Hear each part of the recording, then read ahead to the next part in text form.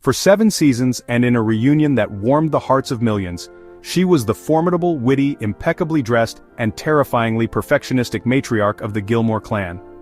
Emily Gilmore was a force of nature, a woman of sharp edges and a surprisingly vulnerable heart, a character who became a true television icon. But the woman who brought her to life, the legendary actress Kelly Bishop, has a story that is even more fascinating, more dramatic, and more inspiring. Her memoir, The Third Gilmore Girl, is not just a behind-the-scenes look at one of television's most beloved shows. It is a journey through a remarkable 6-decade career on the stages of Broadway and the screens of Hollywood. It is a beautiful and enduring love story. And it is a profound, philosophical, and often hilarious look at the art of a long and well-lived creative life, told by a woman who is, in every sense of the word, a true professional. The story of Kelly Bishop does not begin under the bright lights of a television studio. It begins at the bar of a ballet studio. Before she was an actress, she was a dancer, and her early life was defined by the almost monastic devotion and the grueling, painful discipline of a serious ballerina.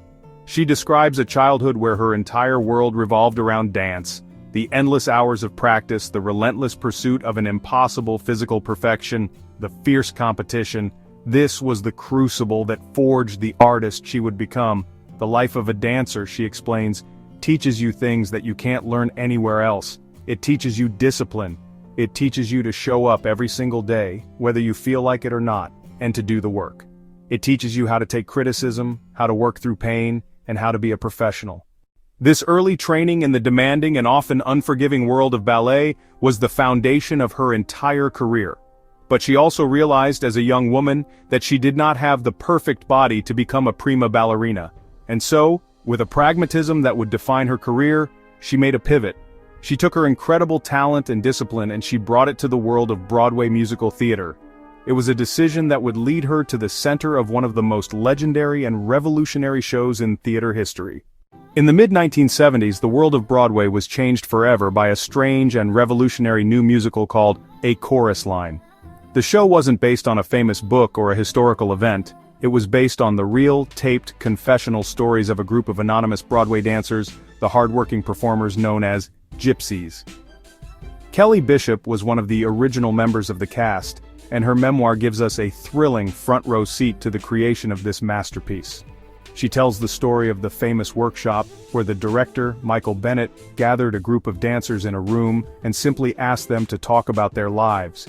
He asked them about their childhoods, their dreams, their fears, their first dance classes, their experiences with the brutal, soul-crushing audition process. From these raw, honest, and often heartbreaking stories, the show was born. Kelly Bishop's own stories and her unique personality, a blend of tough, cynical, and deeply vulnerable, became the foundation for the unforgettable character of Sheila Bryant. Sheila is the older, wiser, and more sardonic of the dancers, a woman who uses her sharp wit as a shield to protect her still hopeful heart. Her famous line, "God, I'm a dancer," delivered with a perfect mix of weariness and pride, became one of the show's most iconic moments. A Chorus Line became a global phenomenon. It was a show that pulled back the curtain on the unglamorous reality of a performer's life, and in doing so, it celebrated their incredible courage and resilience. For her brilliant performance as Sheila, Kelly Bishop won the ultimate prize in American theater, the Tony Award. Her journey from the ballet studio to the stage of the Tony Awards is a powerful philosophical lesson in the nature of a creative career. It is a story about how our greatest successes often come not from the path we originally planned, but from our ability to adapt, to pivot, and to bring our authentic selves to a new and unexpected stage. After her triumph on Broadway, Kelly Bishop transitioned into the world of film and television. And in 1987, she took on a role in a small, low-budget movie about a teenage girl on a family vacation in the Catskills in the 1960s. No one involved thought the movie was going to be a particularly big deal. That movie was Dirty Dancing. Dirty Dancing became a cultural touchstone, one of the most beloved and iconic films of its generation.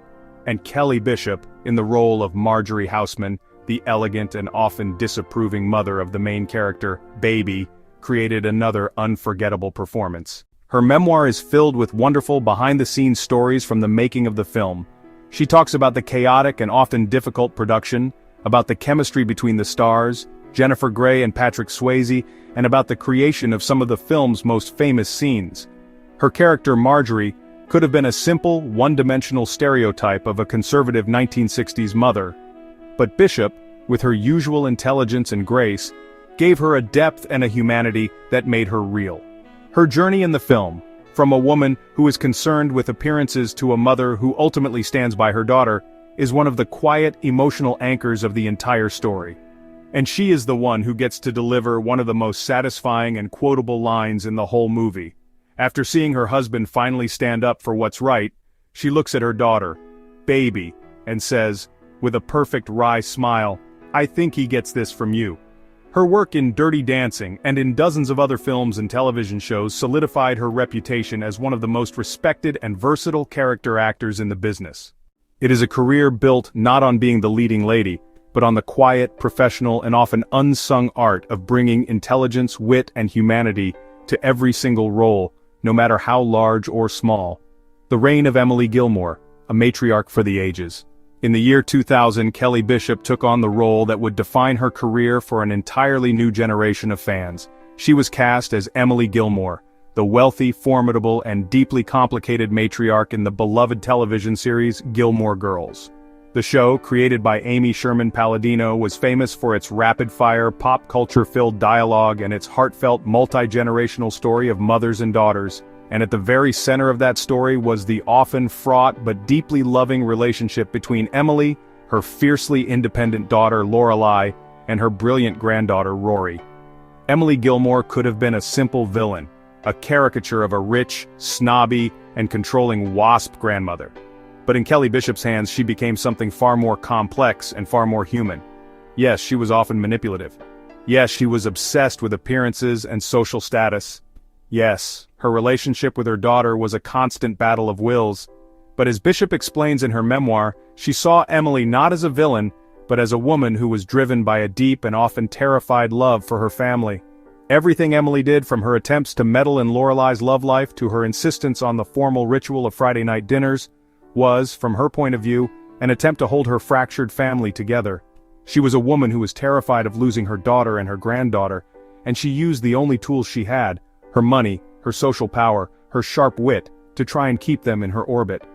Bishop's performance was a masterclass in nuance, allowing us to see the vulnerability and the desperate love that was hiding just beneath the character's icy, formidable exterior. The memoir is a treasure trove of stories for any Gilmore Girls fan. She talks about the incredible challenge of learning the show's famously dense and fast-paced dialogue. She shares wonderful anecdotes about the cast and the crew, and most movingly she writes with deep love and affection about her long and beautiful friendship with the actor Edward Harriman, who played her on-screen husband, the dignified and gentle Richard Gilmore. Their on-screen chemistry was a reflection of a real-life bond, and her chapter on his life and his eventual death is a beautiful and heartbreaking tribute to her friend. The final act, a story of love, loss, and legacy. Beyond the stories of her career, The Third Gilmore Girl is also a profound and moving personal story about her own life, particularly her long and loving marriage to the television host, Lee Leonard. She describes him as the great love of her life, a man who was her partner, her champion, and her best friend for over 3 decades. She writes with a raw and unflinching honesty about the final years of his life, about his battle with illness, and about her own experience as a caregiver. And she writes with a heartbreaking and deeply relatable vulnerability about the profound grief she experienced after his death. This final section of the book brings all the themes of her life together. The same discipline she learned as a dancer, the same resilience she learned on Broadway, and the same fierce love that she channeled into her greatest characters were the very things that allowed her to navigate the most difficult role of all, that of a grieving widow. The ultimate message of Kelly Bishop's memoir is a philosophy of professionalism, of resilience, and of a life lived with passion, wit, and a profound sense of gratitude. Her story is a testament to the power of a long and varied creative life. It is a journey that shows us that the most important thing is not to be the star, but to be a professional. To show up, to do the work, to be prepared, and to bring your full intelligence and humanity to every single part you play, both on the stage and in life. It is a deep inquiry into the nature of a life dedicated to the art of storytelling. If you believe that we can find profound wisdom in the stories of the artists who have shaped our culture, then you are in the right place.